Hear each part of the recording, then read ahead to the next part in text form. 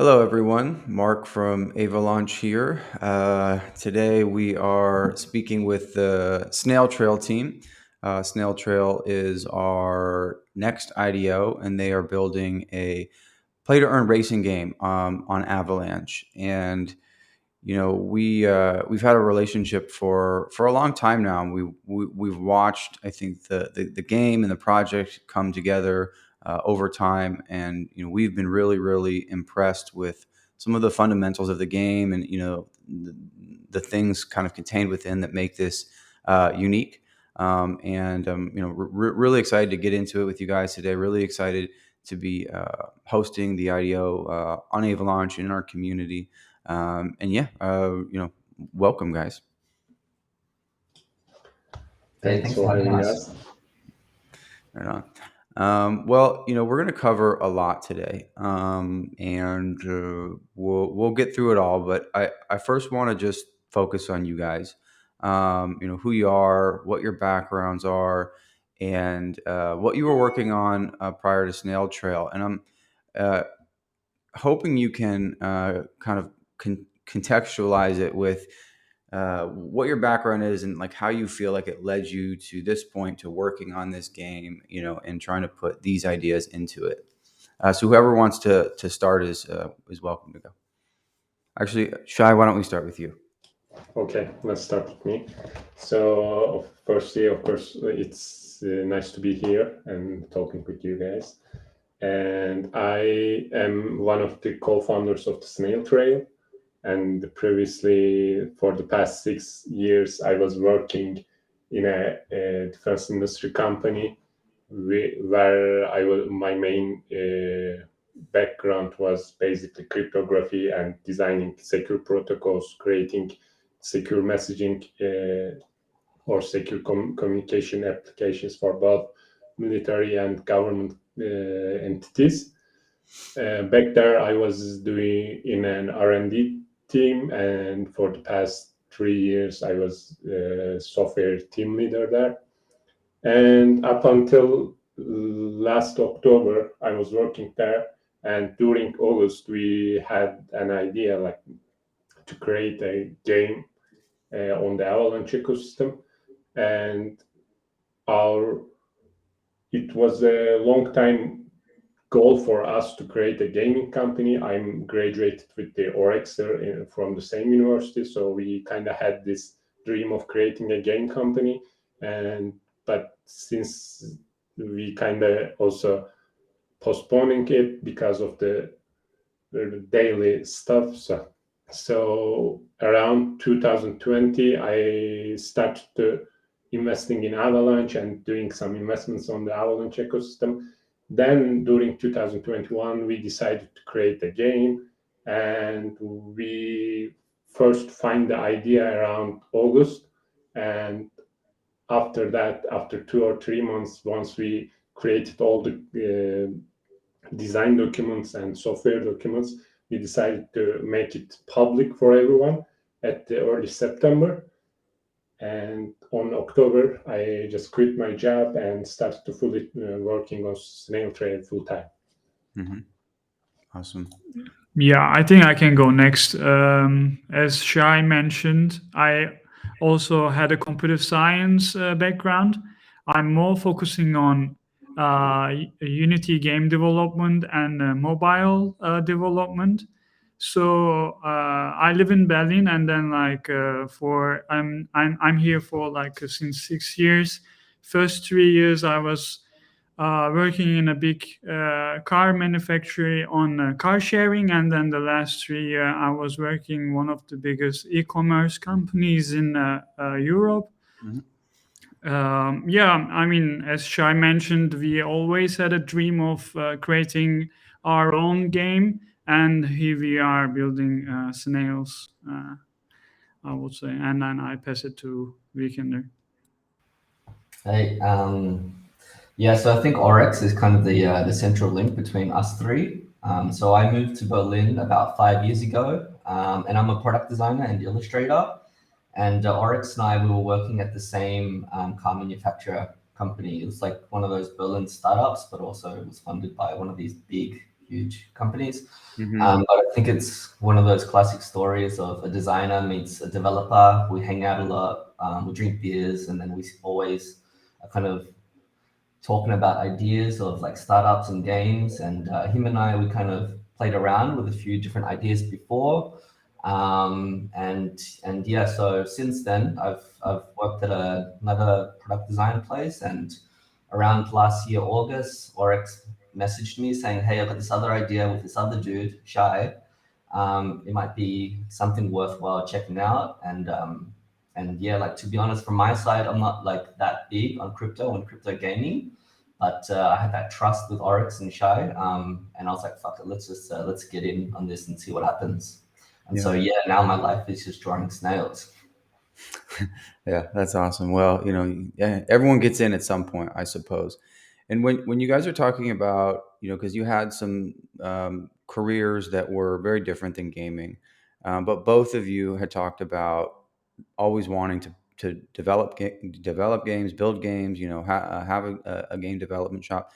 Are you guys big gamers? Like what drew you to want to make games? Like what was exciting about that to you? Yeah, I mean, me personally had some background on game development, but I mean, funny you asked because we were hardcore World of Warcraft players. Me and Shy, we had a guild, and then we were like raiding every week, like 3 days, 4 days, and then. I mean, we love playing games. I think it's kind of like a new era of socializing and like increasing the creativity of like the people who are playing, and like it's actually pretty good, I would say. I mean, uh, Yeah, yeah. Also, playing games is also such a nice way to create a community around a group and create a network around it. Right now, we have a team Hmm. of 12 people, and most of the guys, like our sound engineer, our moderators, or our QA guys, and our interns, all of them are from those gaming groups we have. So basically, we met with the people that has a trust on us and that has an interest of doing something together with us. So now we are creating a game together, all together. Hmm. That's awesome. I love that. Very cool. Okay, well let's move into the game a little bit and just talk about it at a very high level. Who wants to talk about it? What is Snail Trail? What makes it unique? Why is this the game you guys want to work on? I mean, Snail Trail is an idle racing game where you can race your snail to the other snails, other players that who owns snails. And then, of course, there will be a lot of other features like breeding, a laboratory, um, like a gene marketplace. Also, we have our own marketplace as well. Hmm. And then I mean, but in general, players actually can race either in the free races where they can just like earn our own native token, or be more competitive and then enter races with some fees and then earn even more snail token. But of course, on the competitive side, um, only the tree placement is winning the from the prize pool, but the from the free races, everyone will win some native token, but of course the proportion will be from the first to the last will change. Hmm. So Hmm. yeah, some background story maybe we can mention here.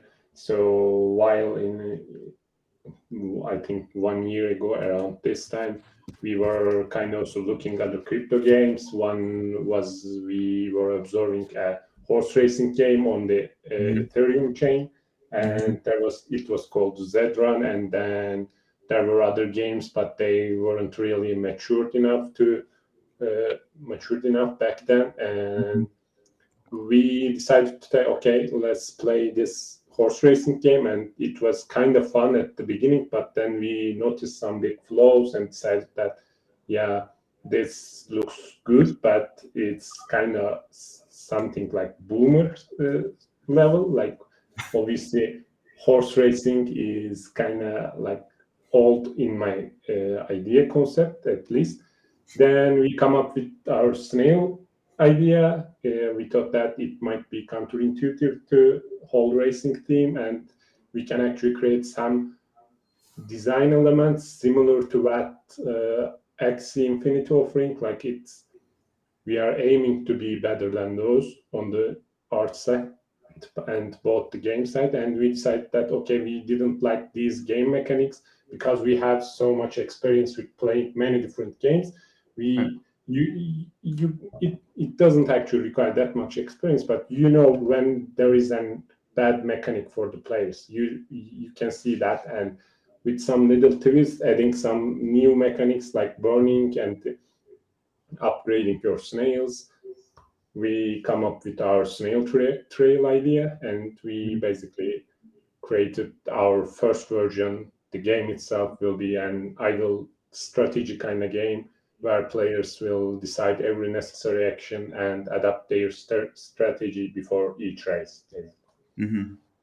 Yeah, I mean, I would agree with you that as a player, it's not hard to identify when something isn't working or something doesn't feel right. But coming up with a better system, a better design, that is hard, right? And we're gonna get into some more granular detail later, where we can kind of cover this stuff. But I think you guys have some really really interesting ideas. Uh, about how to make this like durable and interesting. But I do kind of want to ask you, and I've been asking this to a lot of games because I think it's just kind of easy to miss, and take for granted. Everyone's just like, oh, go build a game. For anyone that is interested in maybe making games, or wants to kind of like dig deeper a little bit, just give the listeners, if you could, an understanding of how you go from point A to B in this stuff. And what I mean is, how do you take these concepts that are in your head and actually start building something playable and exciting and integrating crypto elements? It's obviously a big question, but I don't think most people have any sort of context for that whatsoever. I think it's really interesting.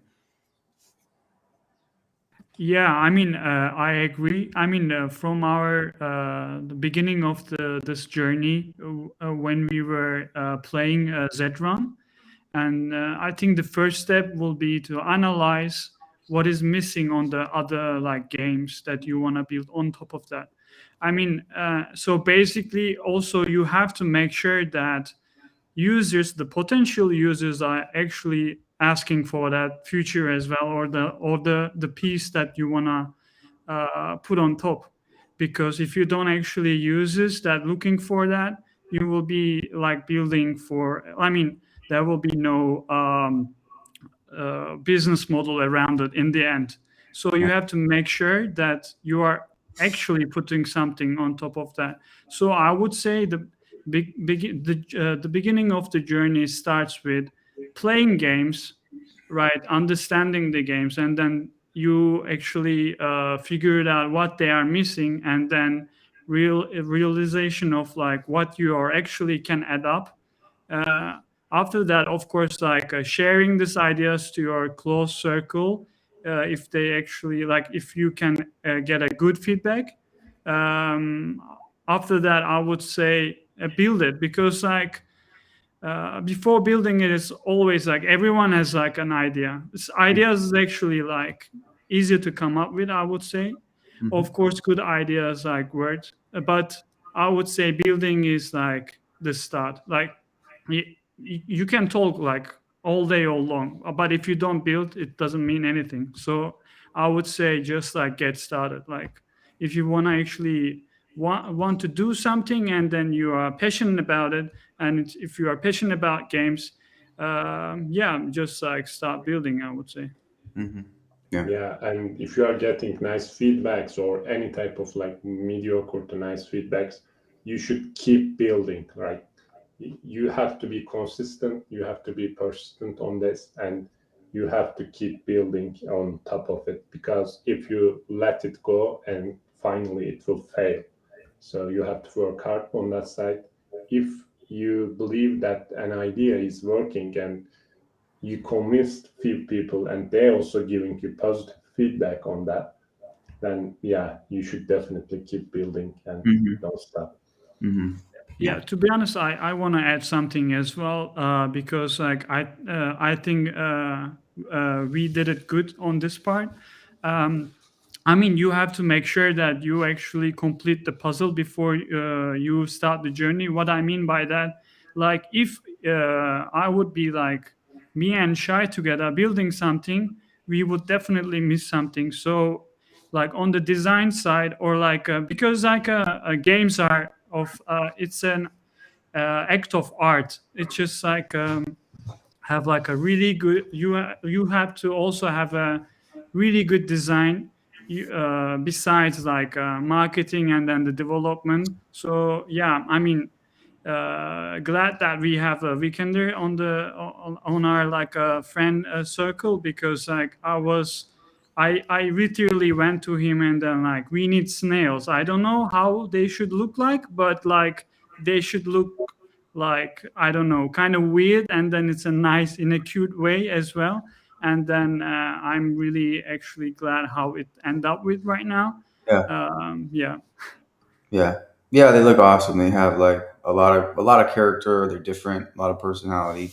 I think they're is very cool. And I want to move into the game, some of the specifics. But before we do, I'm curious, because you guys have been working on this since mid to late last year, and in that time, we've seen not just GameFi become very, very popular, but a real emphasis on gaming inside of Avalanche, and right now, these are some of the more popular applications and like the things that community and and even Ava Labs seem to get really, really excited about because they're easy to be excited about. They're fun. You know, just really generally speaking, kind of what's your impression of the Avalanche game ecosystem right now? Like, kind of what's working, maybe what's like more challenging, and is there anything that you guys are sort of outside of Snail Trail looking at and excited about? Wow, yeah, this is the ecosystem is definitely amazing. Like I Yeah. remember that one time we had like 5 or 6 meetings in a row with the Avalanche ecosystem projects and the Ava Labs and the other people, and in every one of those meetings, the feedback we getting, the negative ones and the positive ones, that add a lot to our thought process. Like we kind of also evolved a lot since our initial day. Hmm. There were some ideas that we were thinking, but with the feedbacks that we were getting, all the people like Ed Chang or you guys from the Avalanche and the other partners we are having, we had a great improvement on our game also. Other than that, I think one challenge we were facing was to find the right partners, right?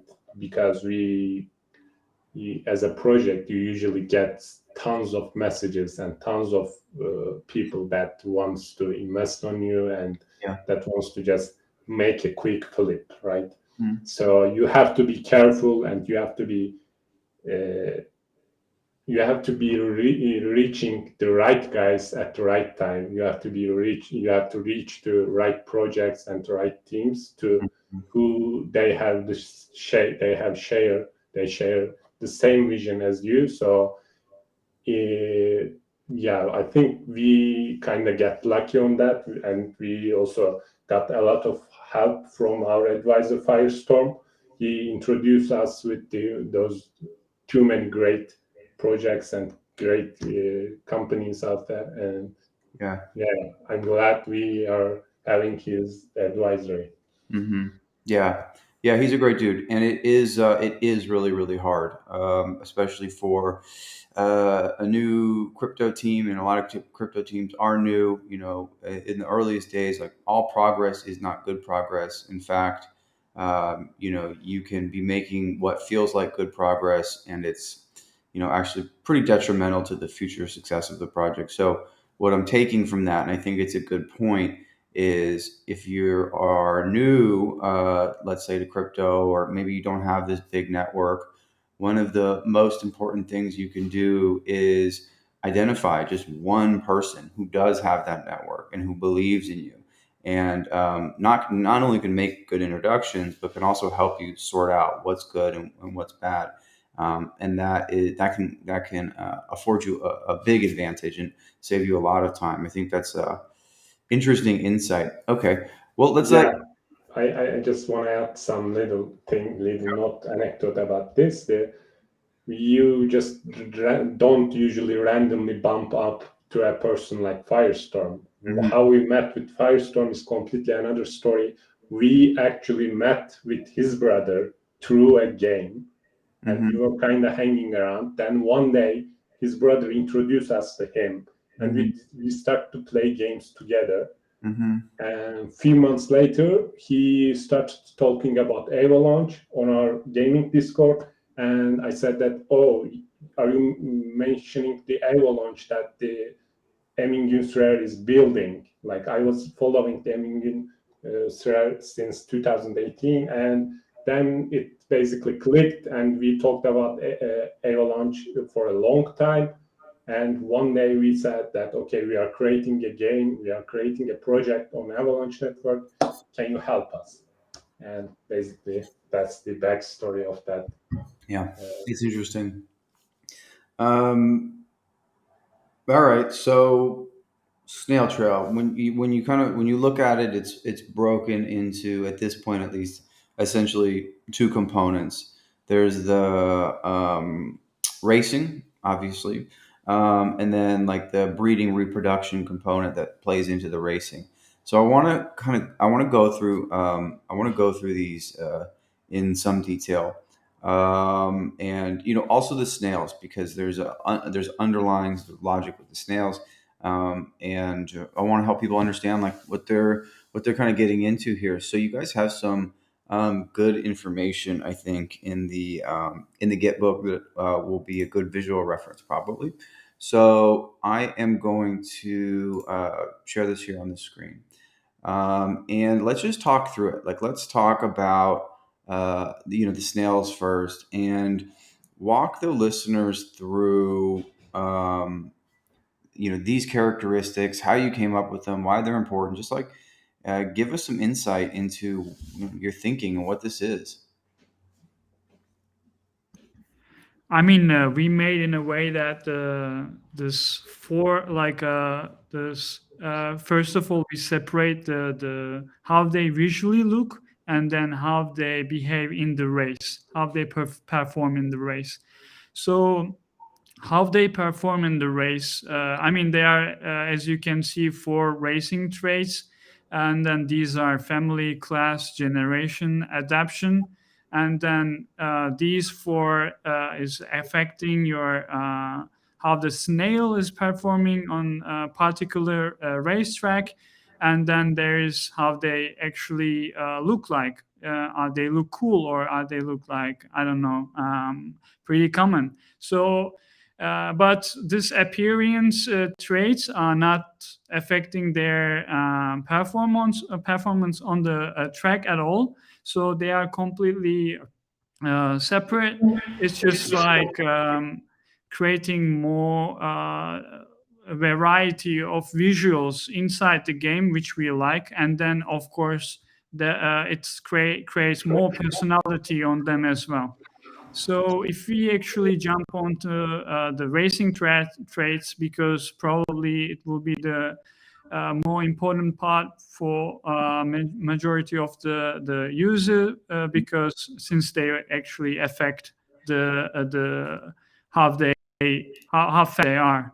Right. So Now, yeah, Rexer, let me just pause you here 1 second before we move on, because I want to ask Weekender here about the art and the design. And could we talked a little bit about it earlier, but could you kind of just tell us like what you were thinking when you designed these characters, where the inspiration came from, what you were trying to achieve with the branding and art? Yeah, sure. So other similar games that are out now, like I'll mention like D-Race, and like other kind of horse racing games. As a person who's not, like as I mentioned before, that familiar with crypto gaming, it is like it has a very specific style, and in a way, it's a bit intimidating for somebody who is an outsider. And so when Oryx kind of pitched this idea to me of okay, it's a racing game, it's a crypto game. One of the main things that we were talking about was okay, how do we design these characters so that they're a little bit more accessible for a wider audience rather than Mm-hmm. just people who are heavy NFT crypto kids. And Yeah. so in that I started just looking around and referencing a whole bunch of different things. So I don't know, like Pokemon and yeah, just like various different sources. I don't know if you know Bear Bricks. What is it? Bear Bricks. So it's nothing to do with crypto or anything, but Uh, it's basically this Japanese toy that okay. has bear silhouette, and in this silhouette, the artist like has generated many different patterns, many different visual styles on this silhouette, and basically sold them as a collection. And Mm-hmm. so when I was first introduced to NFT artwork, I was just thinking back to, okay, this is just Bear Brick in digital form. And Uh-huh. so I was looking at these kind of references rather than looking at all the other competitor games and other, what's out there in the NFT world. And I think in that, I was trying to make something that looks different, like of course referencing other NFT kind of art styles, but looking elsewhere rather than I think the obvious sources other artists are playing around with the NFT art world. Mm-hmm. And yeah, so the other thing that we tried to focus on is the accessibility for the people. So we didn't want something to look intimidating, something that looked serious, but kind of just fun, easygoing, and a bit weird. Yeah. And I think I don't know, like we haven't launched yet, but I think from based on the reaction of how the people see the snails, it's kind of working. But time will tell, like if it's actually making an impact.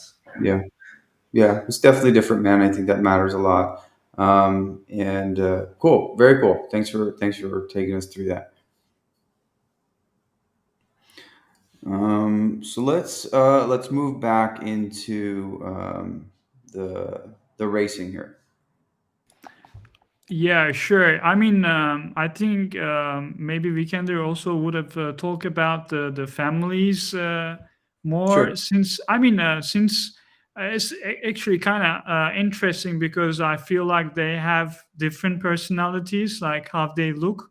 Hmm. I personally like, for example, I would define Agatha as like a grumpy, but I mean some others in the team might actually have counter ideas about that. But I mean they feel like they have also personality. So Yeah. yeah, but yeah, I mean just to mention about that, because like I feel it's also interesting for the users. I mean that might be interesting. Yeah, we have basically have 5 different families, and each family has a different set of genes. So each family also has a different body type, which means that our NFTs has 5 different models. It's basically 5 different collection all together in one NFT set. The Mm-hmm. Atlantis has completely different body type. Garden has another. Agate is kind of big compared to others, and all of these five different families, we actually took these names from the real life snails classes and Uh-huh. species. So we use the Uh, simple names like milk, helix, garden to make it more easier to transfer to user. uh-huh. So not only the names, but also each body type has its own characteristic, and five different characteristics are embedded on those regions. So these are actually types of snails in real life.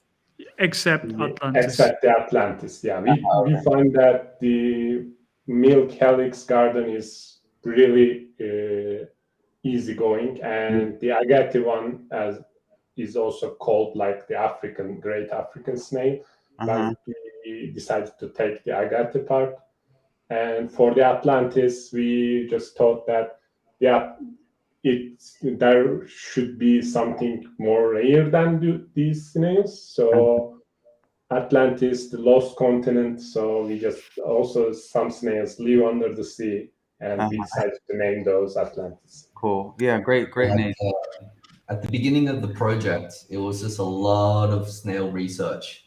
I Yeah, mean, yeah, I just remember a time where I was just watching like a bunch of David Attenborough documentaries on snails and figuring out, okay, how do we transfer all these characteristics from a snail into cartoon form? And I think what's cool about the snail silhouette is that, I mean, there's very unique elements to it. So there's the shell, of course, there's these nostrils, there's these eyes, and so there's these things that we can play around with, and yeah, try to distill in specific characteristics that make these family breeds. Cool. Yeah, that's funny.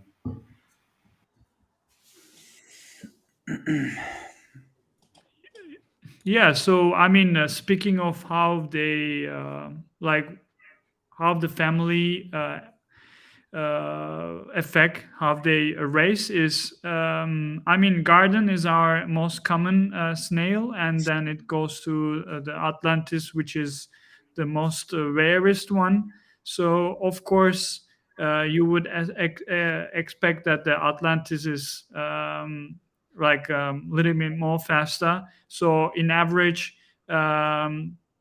so Atlantis would be more like a faster than Garden, but yeah, there's like a lot of the other like traits, so they will affect the pace of a snail as well. So it's altogether, it's not only one trait that's like define the conclusion of the race, but also the like all of the traits.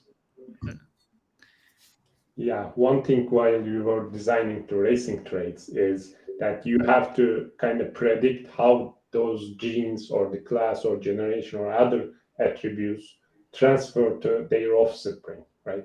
So one thing we figured out that usually these type of games has just family names, and then you match two families and you get the same family from their offspring. We decided to come up with genetic sequence for each snail with 20 genes, 10 from its male parent, 10 from its female parent. Mm-hmm. So we kind of created an opportunity for users to create a better snails than their parents. Usually, these type games have a, a system, a reproduction system that just uh, drops down as you breed. Like you get a new offspring, which has a kind of lower quality than your parents. Mm-hmm. So we also added mechanics on the reproduction side to make these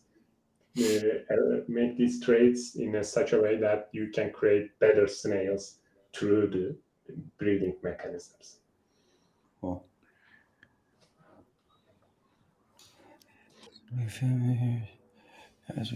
Okay. Do you want to talk about anything else here related to the snails, or do you want to move into the racing? I think we can move to the racing part. I mean, of course, the traits you can see here is like affecting basically the racing to underline it, and also the track distance will be the affecting. So it's not the only the racing traits.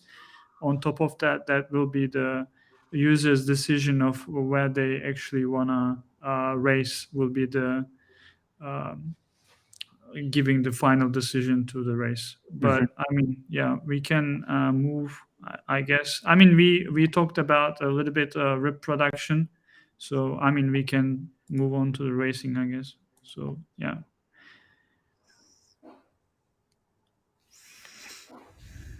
Okay. So just walk us through this. What is as a player, what are the races going to feel like? How do you uh, sort of be competitive? How are you going to help people understand, where they want to go with this game, what kind of snails they want to own, and how this translates to the actual races themselves. Yeah, sure. I mean, so basically, as we talked before, there's the daily missions, which is actually you enter for free. This actually distance is completely separate. What the distance that you are seeing here, so so it's actually treated differently quite a bit. But if a user wants to be competitive, so we have nine different trail distances, as you can see on the screen, and then the snail that you have will actually be talented from the beginning for two tracks, but basically you don't know which one. So Mm. Snail Trail is actually like an unaligned. So you have to race a lot and then figure it out if the snails are capable of actually running in the specific trails. So you have to find which distance actually fit for your snail. Okay. So like if it is a good like a 10 meter runner, or if it is a good 27, it's just like you have to practice. You have to just like enter the races and then figure it out. Okay, yeah. That's um, yeah, sorry. I was just saying that's cool. So it's not like the case where someone obtains one of these and like right there on it, it's like this is a, a 10-meter guy. It's like there is a there's a process of coming to know like your snail and strategizing with it based on what you observe. Yeah, Yeah, yeah, yeah, definitely. There's a discovery phase where you have to figure it out if the snail is capable of like running on the specific distance, and then if the user like kind of figure it out, it's better than to actually race on that specific distance, of course, Mm-hmm. because on average, they will start to, of course, earn more during like these races. Okay, that's very cool. Yeah. I mean, on top of the tracks, of course, tracks will have conditions, as you can see on the screen. So, I mean, on the racing traits, we have adaptions. So, adaptions is basically if the track, if the specific track, for example, 10-meter forest, you have to like actually you better to have like a snail that have a forest adaptation because it will make them faster as well. So you have to figure it out the track, and then you have to maximize your the speed by of course countering these conditions with your adoptions. So by the way, if we have kind of like a um, what's that, like adoption gaining mechanism. If snails specifically racing on a specific, like for example a condition, they might earn that like adoption, which is I think it's cool, because then like you can probably maximize your like snails. Like you can analyze, like you want to be like one specific snail racing on the forest and then other in the storm. So you can have a kind of like a tactic around it, I would say. Yeah, the game itself usually has a discovery phase where user has to experiment with their snails and try to find a good strategy for a specific snail to race and earn more. But while doing that, we also going to provide users enough data through their snail detail page, where they will be able to see each distance and their finishing times of their snails with respect to those distances. So it's similar to baseball players. They will be able to analyze the statistics of the snail and decide and create a strategy based on that. Of course, some users might avoid racing, competitive racing, and these type of stuff, and focus on the reproduction side. On the reproduction side, you can aim for different type of snails and try to sell those new generated offsprings to market. That's also another strategy that you can create for your gameplay on this game. And you guys are going to have your own NFT marketplace, and then are these NFTs or assets going to be available to trade anywhere else, or just on your marketplace for now? Yeah, definitely. We are pretty open-minded on that topic. We really like the decentralization part of the crypto, and we really don't want to restrict anyone to our marketplace. Our NFTs will be able to sold in any marketplace. And so does that mean that to buy NFTs, level up, that kind of stuff, it will be only with AVAX? So the NFT buy and sell mechanisms will be through the AVAX, but the rest of the game will be played with our in-game token. Okay.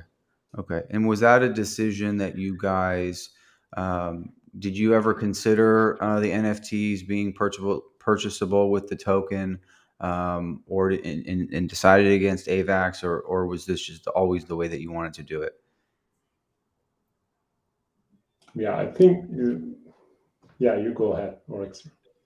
Sorry. Yeah, in the beginning, at the first place, actually, we were thinking about our native token, but however, we have kind of like a strong opinion on that on the decentralization part, because like if you really can use your NFT in a specific place, do you really own it? Like you can't even I don't know, move to another place. Like you can't even sell you can even sell in an open marketplace. So we actually wanna prevent that. So I mean, we will be open for that. So we wanna give the users the option sell their snails if they want to in another marketplace. So that's our kind of like exactly. So one thing I can mention, we initially started with thinking that snails might be sellable with our in-game tokens, but this just creates a problem with the decentralization nature of the crypto. So we decided to we decided to go with AVAX and let people to sell them in any marketplace. Not just on the marketplace side, but it is also a better marketing strategy for the games itself, and altogether on the players themselves, because the third-party applications or the platforms that shows the statistics for the NFTs and the total volumes for the NFTs can easily integrate with AVAX value and calculate the overall gain trade or volume. Yeah. This is also a nice benefit to have. On Yeah. the other hand, in economical side, it really doesn't matter if you go with the tokens or the AVAX, because in the end, if you make it with native tokens, people are going to buy the native token from the market and then come and buy the snail. But the other guy who is receiving the tokens is probably going to trade those tokens back to AVAX. Right. So it is the same amount of money is going in and going out. Right. If making it AVAX, it will still remain same. So one player earn AVAX and other just spend some AVAX, but it will allow it will allow more useful marketing for the game and for the players. And it will also suit the decentralized nature of the crypto. Mm-hmm. Okay. Yep, that makes sense. But yeah, I asked, it's because it's a lot of teams have different kind of thinking on it. Yours makes sense. The idea that the NFTs being purchasable with the token, that represents upward pressure, but you can make a reasonable assumption that it also represents the exact same amount of sell pressure, and the liquidity and the accessibility of the NFT through AVAX and other marketplaces. Yeah, that makes total sense. Tell us just quickly about the ranking system here in those leagues.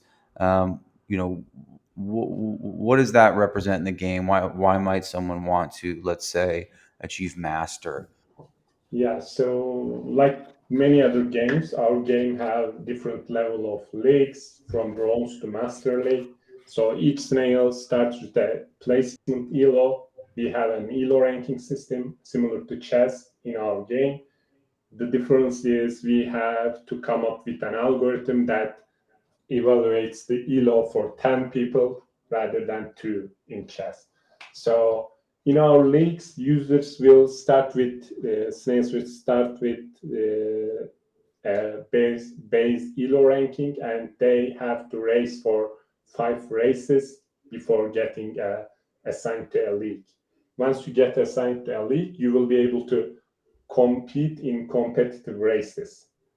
So as you win and placed in top 5 on these races, you will earn some elo and just increase your elo, and you will go to an upper league.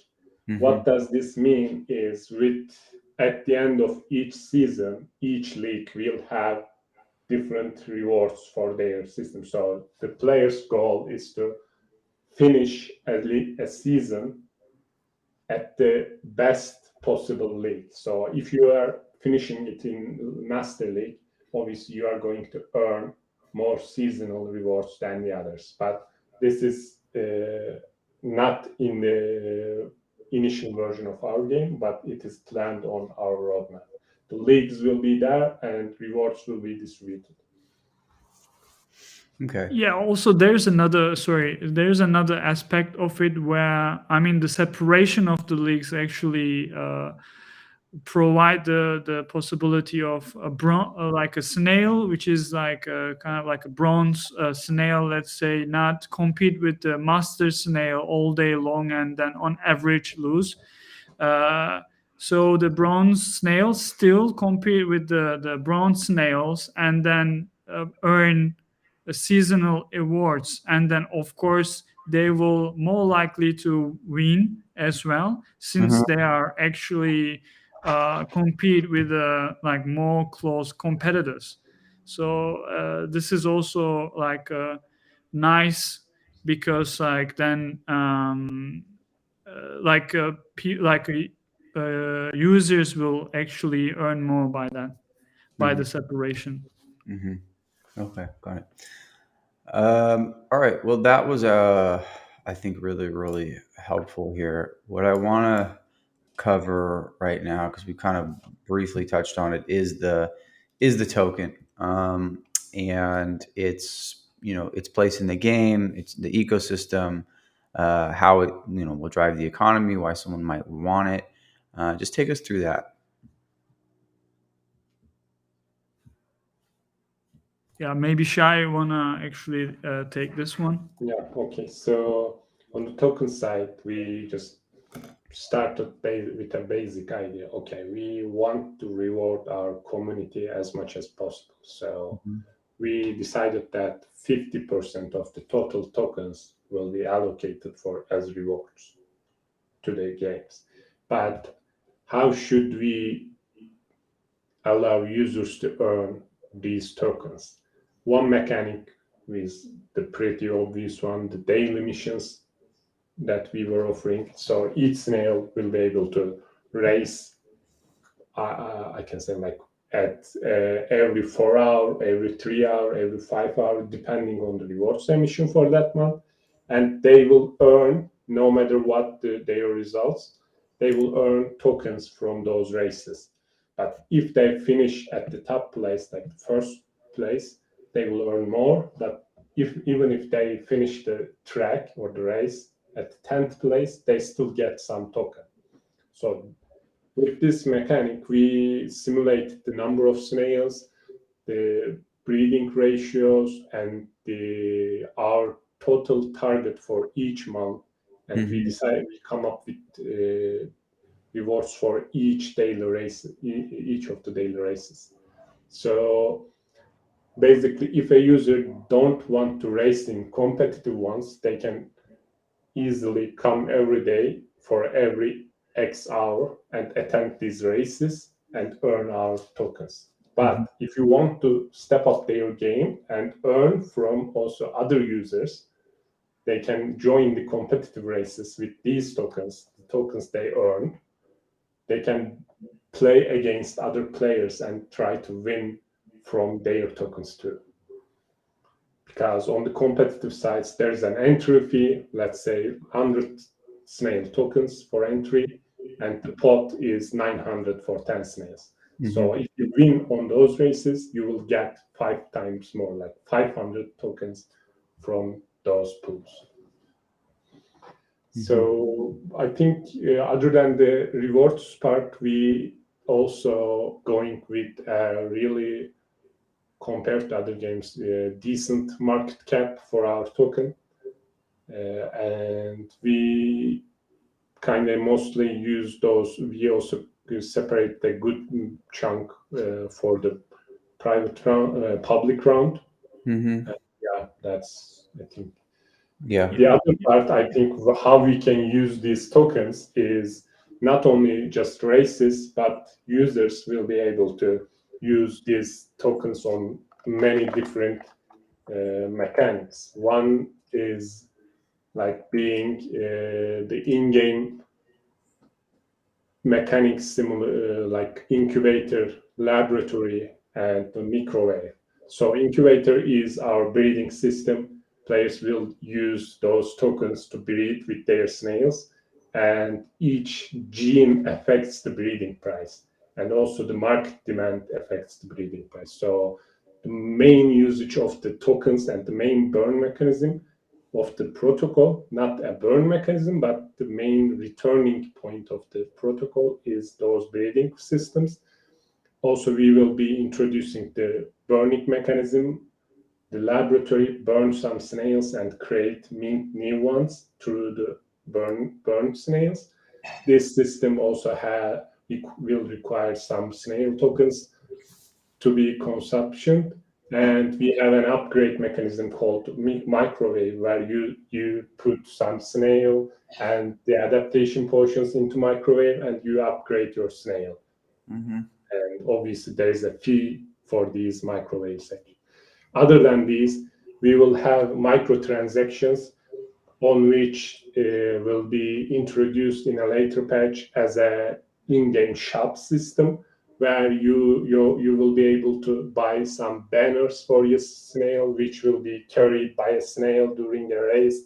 you can attach an image to those banners, like Avalanche image maybe, or other your projects images, or another NFTs image. You will be able to embed those images to banners, and your snail will carry those banners behind their backs Hmm. during races.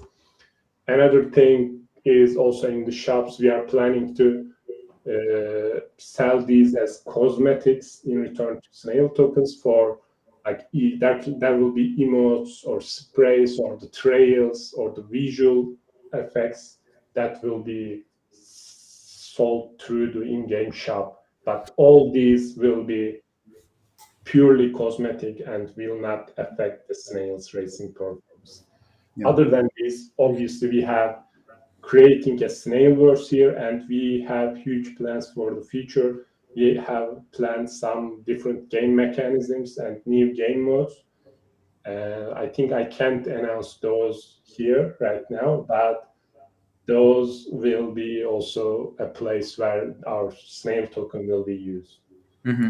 Hmm. Yeah, I mean, I think it's pretty important to talk about these features because, like, what we see around, like Avalanche or in general, the projects, they burn their token, right?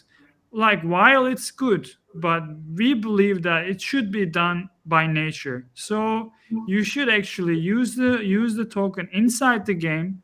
Either it's actually like by increasing your like snail in our case, like the update, like a leveling up, or just like basically like upgrading them in some point, and then just like spending the token inside the game. So to actually create a burning mechanism inside our game. So users should spend it inside the game to actually create that part. We believe that. So I mean, that's why we Yeah, try to. We have like a lot of features that upcoming also. Like actually, users should expect for the upcoming features as well, where they wanna also like be like increase their advantage on racing, would actually spend some tokens inside our game to Hmm. do that. yeah, yeah. So in the end, this is an in-game currency, right? So Right. we are not want to just, okay, we collected this amount of tokens from this mechanic and we are just going to burn this. We don't have that kind of vision for our token. Hmm. Any though, for example, the tokens we collect from the breeding fees will be circulated back to rewards emission at some point later down the road. So all the tokens will be kind of in a circular way, goes back to the community and will be used for different mechanics. Our main vision for this, okay, burning might create a good like good economy for the token if you don't have any other options. Like instead, we want to create more value, dynamics, more mechanics to game, to let the token have more value and more use in the game. Hmm. What are your guys' thoughts on things like guilds and scholarships and renting? How do you make sure that the game stays accessible, stays playable for everyone, regardless of when they discover it? Yeah, I think we kind of already approached by few guilds regarding the scholarship topic, and we will definitely have a scholarship kind of mechanism, but it will be much different than the usual ones that are already out there, and it will be a really fun experience that we are going to implement in the guild as a guild or scholarship system. But I think I cannot give more details about how it is going to exactly be, but it will be definitely an improved version of scholarships. Okay, cool. Well, I want to kind of bring this back to a, a higher level. and kind of talk about, we've gone through a lot, and we managed to cover, Avalanche and the story of how you guys got here and ended up building here. I always like to touch on that, because we're Avalaunch, and I think it's interesting. But pulling back a little bit, what we're heading into the IDO here, right? And so, as a community member, as a player, as someone that's excited about getting into the game, what can they expect in terms of roadmap and deployment? Right after the IDO, like 1 month, 3 month. Give us a framework for what we can expect and when. Okay, that's the question we are getting too often, like when mint, when launch, when IDO. Hmm. So we had a whitelist round, and we had a pretty simple whitelist event, which was open for three whole months. So Yeah. anyone during that time who joined our Discord will be able to whitelist themselves to our mint. So at the March 30, we will be doing our whitelist event, whitelist mint event. And on April 6th, we will be doing our public mint event. Hmm. Right after the public mint event, within a week, we are launching our game. So players will not have to wait for the game after the mint event. Hmm. They will be able to play within a week in our website using our mechanics. They will be able to play and race with their snails. After the launch, we have kind of crowded roadmap already. We have different game modes planned. We have a battleground mode planned. We right now have a 2D version of the race, and we will be kind of also already developing isometric, some says easy for the easy understanding, I can call it 3D view. We Hmm. will be also providing the 3D view of the game in Q2. And yeah, we have laboratory mechanism that will be available in later at Q2. And beyond that, we have bunch of new game modes that I think users will enjoy. Or Exer, do you want to add something here? Yeah, I mean, I realized that we didn't touch to the point where users will be actually able to watch the races live, or they can even watch the replay of the races, right? But in the first initial launch, it will be a top view, as Shai said, and then later on we will introduce the 3D racing, where the users will be able to see their exact NFT. So they will see how they're like how the NFT look like exact. Yeah, they are exact NFT with animated versions. Yeah. So that's definitely interesting, and I would say it's already looking cool, and then I'm looking forward to release that version. Um, yeah. Other than that, like what Yeah, Orexid, yeah, what Shai said, it's yeah. one thing about the race, our races will be live streamed on Twitch Hmm.